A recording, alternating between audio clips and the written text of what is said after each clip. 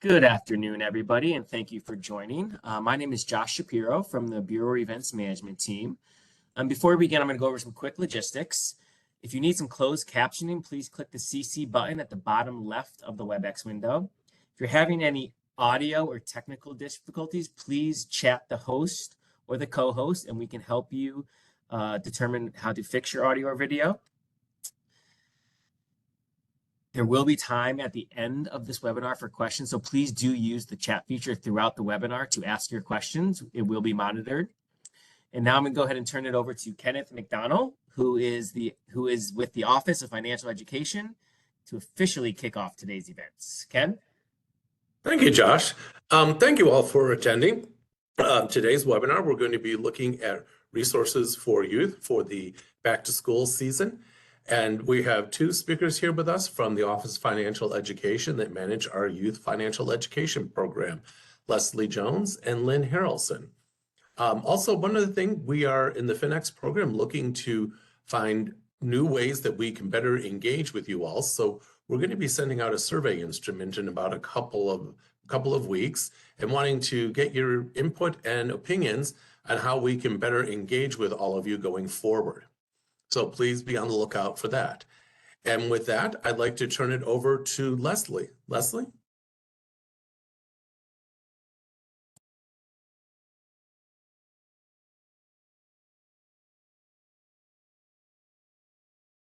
You're currently muted, Leslie.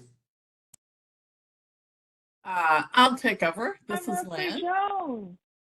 So good afternoon, everyone, and thank you for allowing us on the youth team to share our resources and research today with you. As Ken said, I'm Lynn Harrelson. I am a financial education program analyst. Leslie Jones is our youth financial education analyst, so you'll see a bunch of her product development and all the cool things she does here at the Bureau. And we are in the Office of Financial Education. Next slide, please. So this is our traditional disclaimer. If you've been on a webinar before, you've seen it. It essentially says the presentations being made by members of the CFPB staff on behalf of the Bureau, and it does not constitute any legal interpretation, guidance, or advice of CFPB, and our opinions are our own. Next slide, please. So next, we're going to talk about CFPB research into youth and financial technology. The Consumer Financial Protection Bureau conducted research about young people's use of and attitudes towards financial technology, or as we call it, fintech. The research included focus groups to learn about young people's experiences using fintech and then the benefits and risks they associate with it, as well as a national survey to learn about young people's attitudes towards fintech and factors that influence their decision to use these apps and services.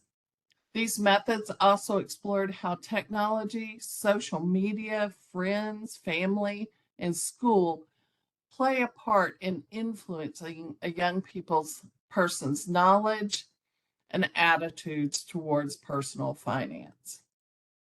Next slide. So now we'll do a little overview of the uses. Our focus group ages range from 13 to 19, with the majority of our focus group being age 15. Many focus group participants first using fintech coincided with when they opened their first bank account or got their first job. Most frequently, this was around age 15. The participants felt like using the apps helped them to learn about finance, manage their money, and, as we all know teens love to do, feel independent. There was a shared sentiment that using fintech too early in youth could lead young people to being a little too carefree with their money. So they did caveat that with that caution. Next slide. So then we wanted to know, well, what do you use and why? And why do you use that? What went into that decision? So next we'll look at what youth considered when determining whether to use an app. Most respondents identified the cost of the app as the most important factor when choosing whether to use a mobile fintech app. This was followed closely by how easy the app was to use, how much their personal information the app uses or shares. And so those were the three categories that really scored high in determining whether they use the app. Next slide. So now let's delve into the benefits and risks. So we wanted to figure out if the young people understood what benefits and the risk of each of these apps were that they had chosen to use. And some of the benefits they cited included convenience and accessibility, instantaneous transactions, notifications and reminders, protection services, and social environment. Examples they gave us included paying back a friend for lunch or an event ticket. Social environment, they indicated it was kind of fun to see what their friends and family were spending money on. And then notifications and reminders just to keep them on track. Next slide, please. Now let's talk a little bit about the risks. Some of the risks they cited included security of funds. Yeah, we know. Data breaches, unhelpful customer service, and unexpected fees to transfer money. Youth shared that they feel privacy and security are important, certainly, but they simply have accepted breaches are part of life, and even cited in one case that they have a fear every day of opening their bank account app and their money being gone. So while they know privacy is important, they don't have a real strong feeling that they're going to have that privacy and protection. Next slide, please. So all of the youth in the focus group had previous experience using payment apps. The most common use the participants cited was sending money and receiving money to and from friends and family, such as splitting checks at a restaurant or paying their parents for bills. Several focus group participants identified experiences of accidentally sending money to the wrong person through a payment app. When we probed to see if they knew how to resolve this error, they said they would contact the person first to see if they would send it back. If not, some said they might call the company, but mostly said they don't expect that to help, as most are chat bots, or the helplines aren't even answered. None indicated they knew to file a complaint with a regulatory agency or other entity. Next slide, please. So in our survey, of course, as a financial educator provider ourselves, we asked our survey participants where they go for financial information. And of course, we know our parents and family members are our first teachers, and that kind of showed in their responses. 67% identified parents or family members were the most common source of financial advice or information. Other sources cited by 40% or more of the participants included Google or web searches, social media such as TikTok, Instagram, or Twitter, and then the friends, of course. Peer learning is certainly and checking in with your peers to see what they're doing and see if they think it's okay. Individual meetings with experts like financial advisors or coaches. A couple of them had met with financial advisors or coaches through their parents. And then YouTube. Next slide, please. While we heard parents and family were the primary source of financial information, we also wanted to know about their experience with financial education in school. There was an overwhelming feeling that personal finance courses should definitely be a requirement in high school.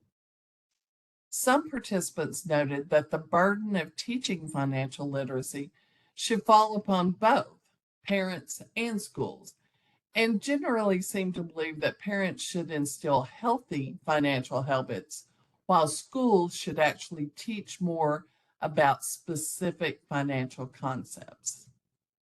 And with that, I'll turn it over to Leslie. All right, so as of December 2023, 25 states have a requirement for students to take a class in financial literacy education in order to graduate.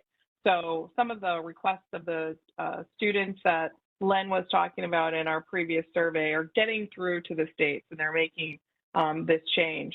10 states have fully implemented those requirements. 15 states are still working on it. It's in progress. What we wanted to do is try to encourage you today to learn more about trying to discover whether financial literacy education was a graduation requirement because of where you live.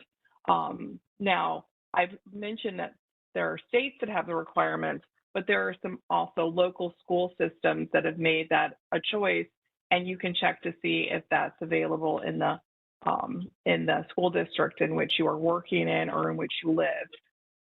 So I'd like to show you that right now. All right, so I'm going to travel to this website live right now. So give me just one moment to go there. Here we are. So now we're on the live website, and it's a map. I would love to know if any of you want to share where you live and a school that's in your community, so that I can use the search tool and show you how it works. Warsaw, Somerville, Wisconsin. Texas. What? What, Ken? I'm going to go to Texas. If I can find it. Why am I having trouble finding Texas? There it is. Texas, and I'm going to click. You can see that Texas doesn't have a it's not a state that has a guarantee right now that's fully implemented. So I'm going to click for a school by school status. And when I click that and I get to Texas, I'm now going to type in, I think it was Somerville. I think it's Somerville. Yep, Somerville High School. Okay, so I'll click on it. And what it's able to tell us is, from this website, it's got a bronze rating. Bronze, gold, silver are the ratings. And what it says is there is a course that is required, a course that's available called Financial Mathematics that has some financial literacy embedded in it, but it is not a personal finance course per se. It's going to go over a variety of things. So I'm going to go back and let's see, we'll go back over to the dashboard. And I saw somebody had Maryland here, so I'm going to click for a school by school status. And in Maryland, I'm going to search for what was the school that was listed or the location. I'm seeing Randallstown.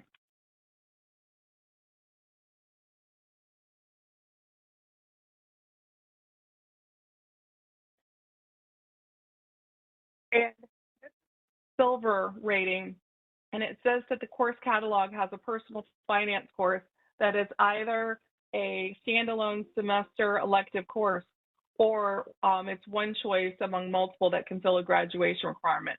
They have a course called Introduction to Career Research and Development, and also a course called Personal Finance and Economics Literacy.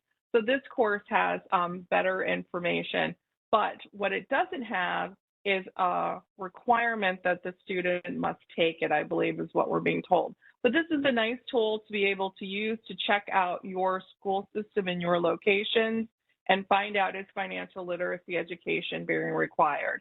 Okay, so I'm gonna go back. We've covered that topic, and I wanna Leslie, go before you go back, hold on. Sorry, Could yes. you share the link? Could you share the link?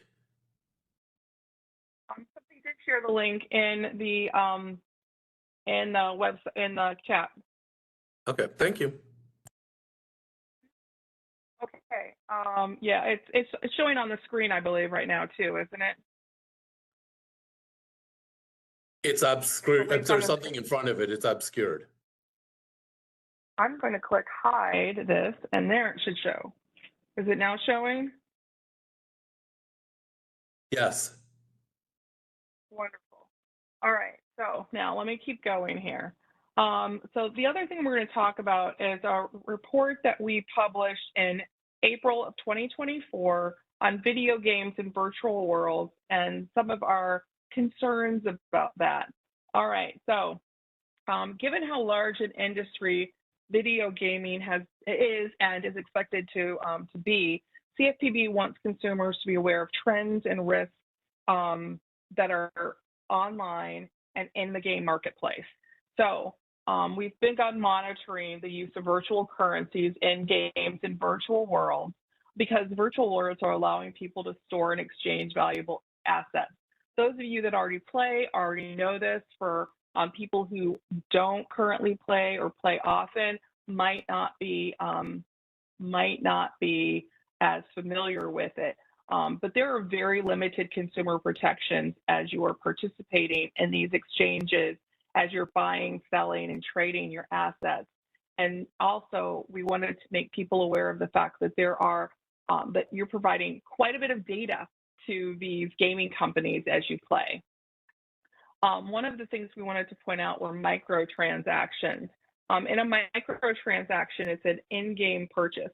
So the games include the option to make real-life financial transactions, not fake ones that are just gaming ones, but real, actual financial transactions for things for items that can improve your performance in the game, such as extra lives or more powerful weapons, items that allow the player to advance through the game more quickly, like earlier access to new levels or the ability to develop resources more quickly, and aesthetic items that don't improve the performance in the game, but you get a new skin, a new avatar, you can make yourself look better according to how you want to look. And so those assets are quite often in-game only assets. So you've made a purchase that then if you don't like it, you can't return it because it was just in that game, or you can't transfer it to something else because it is part of just that game. And so we just wanted people to be aware of the fact that when you're putting money into this, you're putting money only into that. It's not something that you can easily sell to somebody else, or you've not acquired something tangible, I guess is probably the best way of putting it. And then the other piece we wanted to mention here is that there are account vulnerabilities. Both the FTC and the CFPB have received complaints about hacking attempts, account theft, scams, unauthorized transactions, and people losing access to their in-game currency or virtual worlds. And also third-party websites are collecting that data from you, and sometimes they're sharing that information. Sometimes the information includes your banking information if you've been making in-game purchases. We're currently monitoring this market and looking for ways to protect consumers from frauds and scams. But of course, as a young person maybe first being introduced to financial activity and financial literacy through the video games they're playing, it may be helpful for younger children if a parent serves as a facilitator, observer, commentator while they're playing those games. So being able to monitor, at least for the younger kids, might be of help during the summer and as the year goes on, to have them ask you questions ahead of time. All right, let's go on. Actually, I'm going to pause because it looks like there's some questions about the dashboard. You do not have to sign up for a teacher account unless you want access to the educational tools and the lesson plans and stuff. If all you're looking for is the dashboard, if all you want to do is to see what community resources are available to help you share the word about the importance of financial literacy, all of that information is available to you for no login and no cost at the NextGen website. If you wanted to create an account and get access to lesson plans and the accounts that the students can then use to log in and do the activities, that is a completely separate thing. That is for you to decide. We were just trying to share the publicly available information, but you do not have to create a teacher account to check the dashboard to see if you have, to see if your local school districts, what financial literacy courses and requirements are available in your local area. Okay, hopefully that answered the questions that are coming in the chat there. All right, so I want to talk about the updated FAFSA. For those of you that heard about the things going on but haven't participated in it, knowing what some of these updates are might help you. So I just wanted to go over some of them. I definitely don't have a lot of in-depth information, but I do have some information and alerts that could help you. All right, and especially planning for the fall. This is really about planning for the fall. How do you help the students that you are working with, the young people you're working with, and their families get ready for when the FAFSA application process opens in the fall? Well, you can make sure that they create a studentaid.gov account. They're going to need that their federal student aid ID number and information login.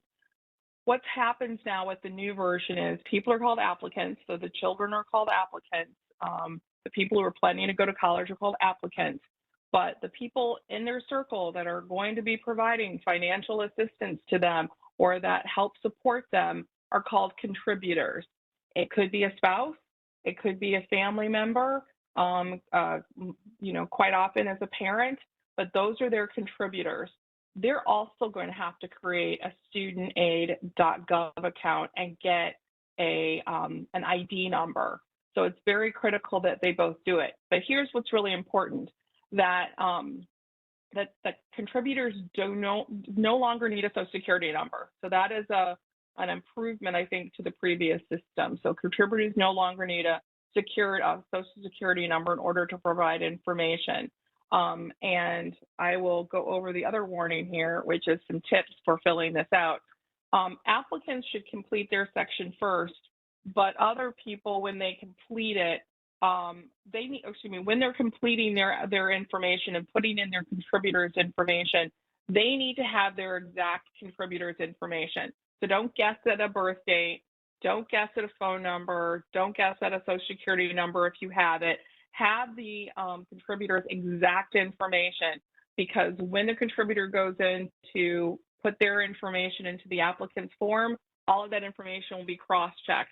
If anything is miscommunicated and anything doesn't match, then it's going to go into a queue of applications that need review and need double checking, and it's just going to slow the process down. So make sure all of that information exactly matches, and it starts from when the applicant puts their information into the form. If in doubt, don't guess. Ask, ask, ask. Once an applicant's contributor completes their sections to an application, it will be able to be signed and submitted for review. But what that means is that the applicant, once the applicant has filled out all the information and they have the contributor fill out all the information, the applicant has to go back to their application and sign and send it in. So it's multiple times that they're getting in there, they're having to wait for people. Again, different than the past, and it's helpful if you're aware of these adjustments so that you can guide somebody through it and get them ready for it. Mistakes can absolutely be fixed, but again, as I said before, can delay processing. And so visit if you're looking for updated information, because I'm being able to give you obviously some superficial pieces here. Please visit studentaid.gov for any updated information. And as for now, when will the applications open for 2025, 2026? We're not sure yet. Hopefully it will be in October. That is, of course, when it is opened. Traditionally in the past for the last probably about 3 or 4 years, and hopefully they'll be returning to that. All right, now, aside from this, I want to talk about what the CFPB has in terms of a tool that also helps with the the financial aid process. So we talked about starting to plan early, starting to plan now for the fall. Some tips for filling out the FAFSA form. I'd like now to talk about reviewing your financial aid offer, and that'll be what happens next spring. When they're reviewing their financial aid offer letter, our tool called Your Financial Path to Graduation is a tool that is interactive. You take your financial aid offer letter, you key in the information in it into our tool, and it's going to help you identify, is your funding going to cover your costs?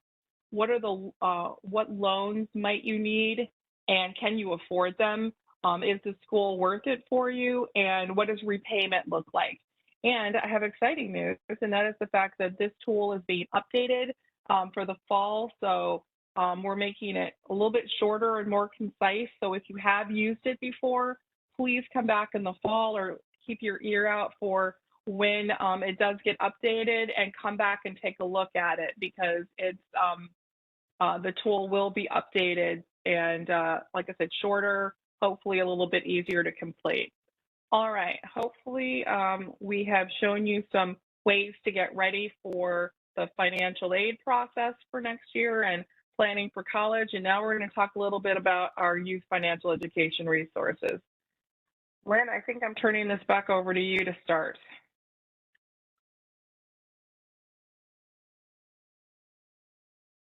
That's correct. Thank you, Leslie. Now, as Leslie said, we'll cover the resources we have to help parents, educators, and community groups support youth financial education. Next slide. First, we'll look at our youth financial education webpage. Our youth financial education webpage is the gateway to the tools and resources to understand best practices in financial education for young people, to evaluate financial education curricula, to explore relevant research, and find tools and resources for educators. Next slide. Our Money As You Grow page at the CFPB is for parents. At the CFPB, we approach youth financial education based on a research-based developmental model. It's called the Building Blocks of Youth Financial Capability. We do that through 3 avenues: parents and caregivers, as we heard, the kids prioritize that as, or say that that's their number one source, educators in our school systems, but we also support community organizations. We know that community organizations fill the gap that school systems often don't reach, or emphasize or enhance what's taught in the school system. So the Money As You Grow webpage is designed to make it easy for parents and caregivers to find tools, activities, and information to talk to their children about money. Next slide, please. And this is a sample activity to help parents, caregivers talk to a child about choosing the best cell phone plan for their family. You notice we say family and not for themselves. This activity can help a teen or a young adult understand first comparison shopping, which may help them make more informed buying decisions.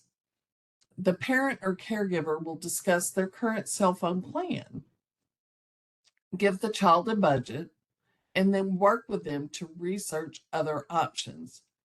Together, they are looking for the plan that best fits the family's needs, wants, and current budget that has the overall lowest cost. And you can see where you can get that activity here at the bottom of the screen. Next slide, please. Next is our Money As You Grow bookshelf. Here you see 21 books for which we have parent guides. 2 books are also available in Spanish. Tia Isa Wants a Car and Count on Pablo. One highlights the Native American culture, Jingle Dancer, and one the Asian culture, Sam and the Lucky Money. And many, I'm sure, remember from your childhood or from reading to your children, to the children in your family. And now, next slide, please. So what's in these parent guides? Leslie is holding up a copy of Jingle Dancer. We created these parent guides for teaching financial concepts using the 21 common books I just showed you. In each parent guide, there is a synopsis of the story, some key ideas, something to think about, a section for parents and caregivers called Before You Read, something to talk about after reading the book, and then some suggested age-appropriate things to help you do with the children to reinforce the learning.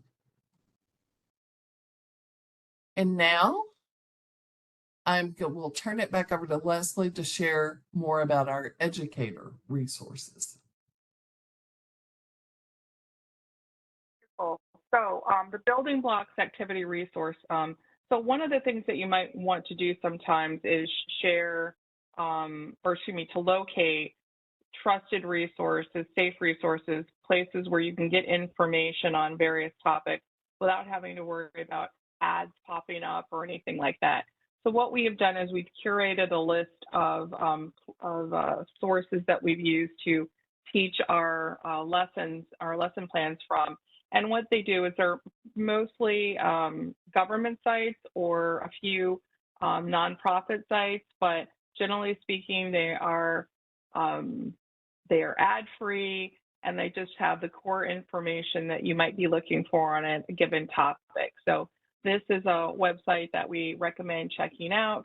And we also have a financial education glossary for young people that has really age-appropriate terminology for things like investing or I'm trying to think of some of the other more challenging ways, budgeting, saving, just to be able to have appropriate terminology to use. Our glossary is one of the most visited sites on our youth pages, and so we think that you might enjoy it. And this activity list can also help you quickly find a source that you might not have known has some useful or interesting information on a topic that you'd like to cover with the young people that you work with. All right, so Lynn had talked about our youth financial education MAG bookshelf. What I would like to share with you too are our money monster stories. Our money monsters are a group of creatures who are new to our universe, learning about school, friendship, and financial literacy.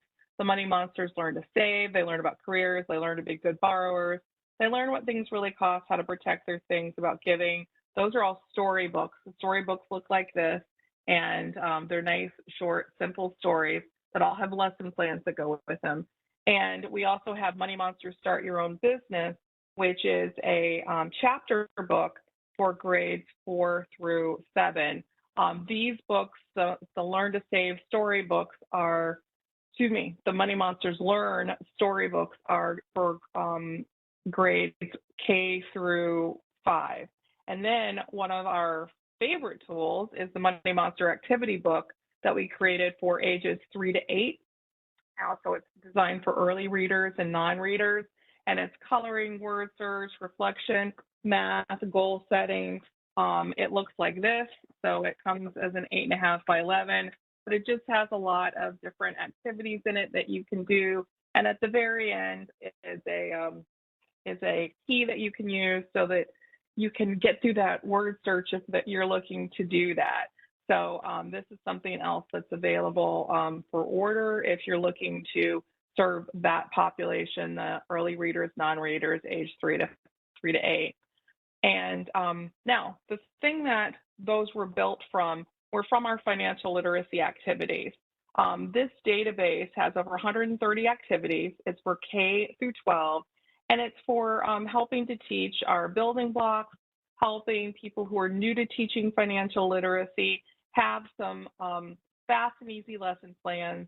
It's not a curriculum.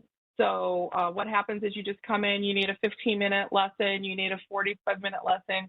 you have a little more time and you can do an 80-minute lesson, then you can come and search or filter our database and look for activities that would work for your population. Do you want to teach about careers? Do you want to teach banking options? Do you want to teach about budgeting? There's just a variety of topics, and you can look through to find an activity that would work for the topic, the age range, and the time that you have. One example of one lesson we have is understanding prepaid cards. That is a very valuable topic to teach. And we also provide the detailed information that a teacher might need if you're going into a classroom and you're teaching a class because somebody's invited you in to speak. Well, a teacher would love it if you bring the first page of this, which is this page. If you bring that into them, they can fill out the lesson plan and tell their supervisor exactly how this fit in with their objectives, the essential questions, the objectives, the student characteristics that we list here are all very helpful. We even list what's called the Bloom's taxonomy level, which for a teacher is like, yay, because their supervisors always want to know that information, and that can help them out a lot. So this is some of the information that's available. You can quickly choose, and as you see on the bottom of the page in this slide, there's usually a download of a teacher guide. A teacher guide is usually between 4 to 6 pages in length. If it's longer than that, it probably has some embedded materials that you're going to need, but otherwise the download is usually fast, easy to read, and sometimes there's a student worksheet or student handout, but that's usually about it, so they're fairly easy to implement. And they're a PDF that is a fillable PDF, so if you're doing it electronically, you can do it that way, or you can just print it and use it that way. And this looks like it's gotten a little askew, so I apologize. But one of the things I like to do, I don't know how many people have ever been to a warehouse store, but you go to that warehouse store and you're going for that 1 or 2 items, but somehow when you get to the register, your cart is full of things. Well, that's like coming to our bulk publication site. We have a lot of really useful information, and I like to think just here in the youth financial education items, we have our storybook, our chapter book, our activity book.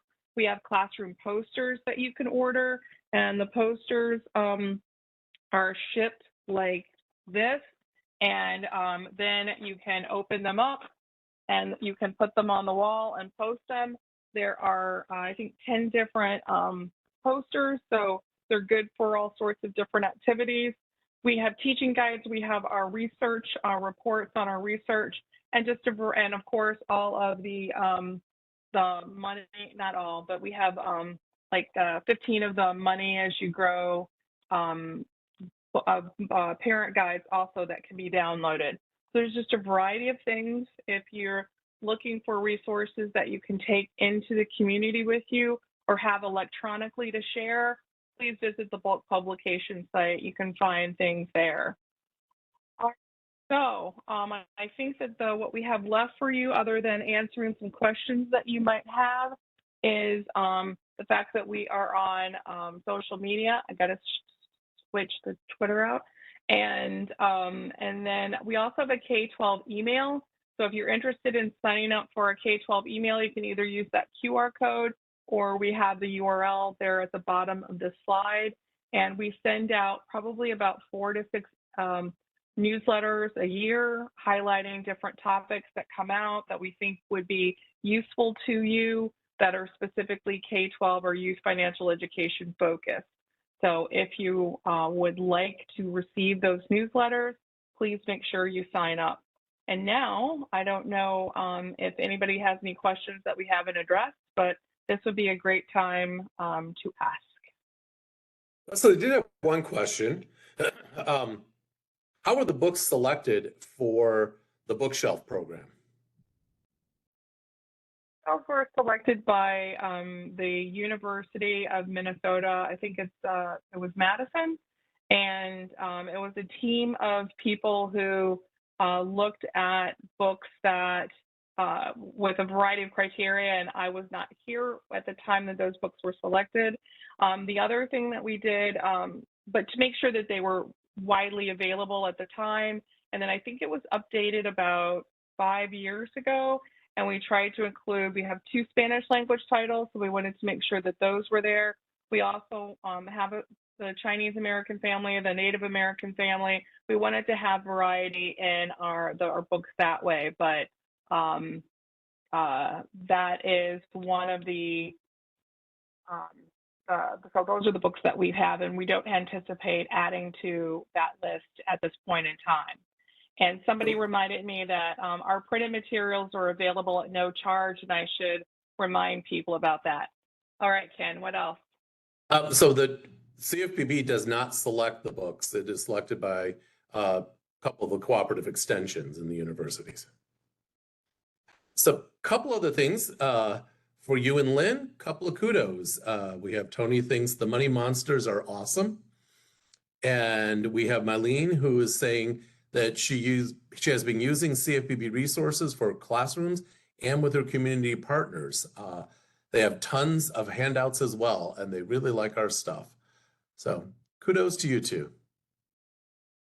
Thank you. Other questions? Let's see. Can you drop the K through 12 URL into the chat, please? Absolutely.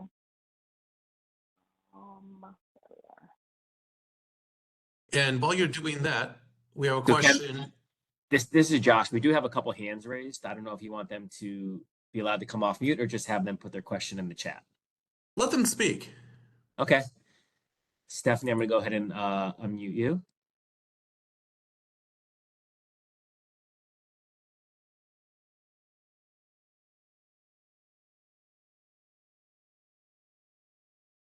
Stephanie, are you there?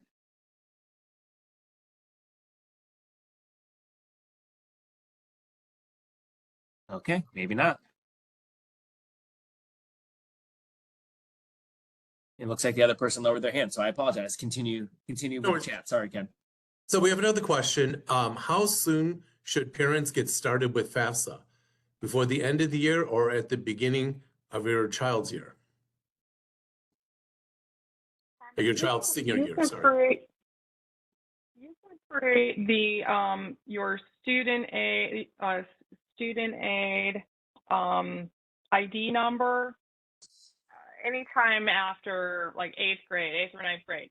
The catch is that you're going to have to remember it and find it and, you know, store it someplace, but otherwise you can create that ID anytime then. So do it sooner rather than later. And the more of your information you probably can get into the system ahead of time means you don't have to go check it and look for it and things like that. So I would say sooner rather than later, just to get all of that information in. And then that final sending in the application obviously is done when you're able to down the road. But everybody should be able to get their accounts created and have that part of the process started.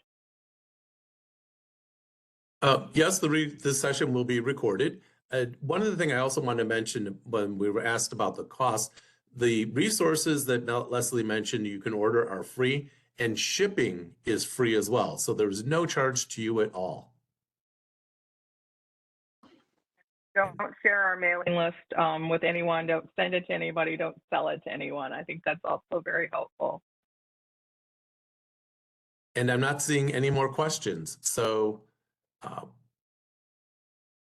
okay. And oh, wait a minute, we have a question here. How should federal loan borrowers plan for repayment with the SAVE plan injunction in place? How will it affect financial path to grad school? I don't believe that is going to affect the our grad path tool, the CFPB tool. I don't believe that's going to affect it at all. And in terms of the SAVE plan injunction, man, I was just told something. I'm going to come off of the share because actually, am I sharing anything right now? Yes, you are. Click stop sharing. No, you're not. This morning, I was told the good news. Oh, so for people who are Parent Plus borrowers, that they can still work on consolidating their loans. So that is a positive for them. But for everyone else, it's you're unfortunately, from what I understand, you're on hold for right now. And that is as much information as I can give you from what I know. Otherwise, I just strongly recommend going to the studentaid.gov site and try to get more information from there. Thank you, Leslie. Just another kudos to you guys for doing such a wonderful job in your webinar, and thank yous. How do we enlist? And I saw one statement that they were good for a homeschool as well. And I will say that we just ventured out to our first homeschool conference recently for HEAVE, Homeschool Educator Association of Virginia. And people were very excited to receive the resources. So thank you for that shout out. We have another question here. How do we enlist a CFPB employee to make a high school classroom presentation? Perhaps teaming with a nonprofit organization?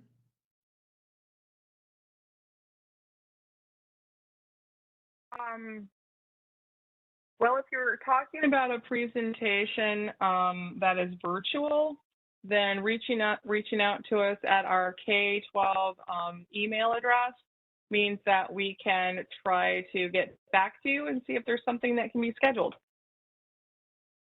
Excellent, thank you. That's what Tony said. My experience, just ask. As a former boss said, the answer is always no if you don't ask.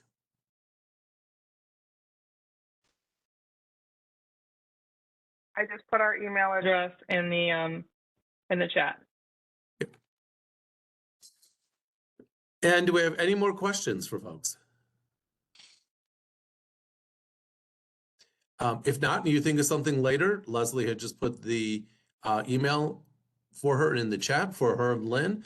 And if you think of it later, please feel free to reach out to Leslie and Lynn at the email address listed in the chat.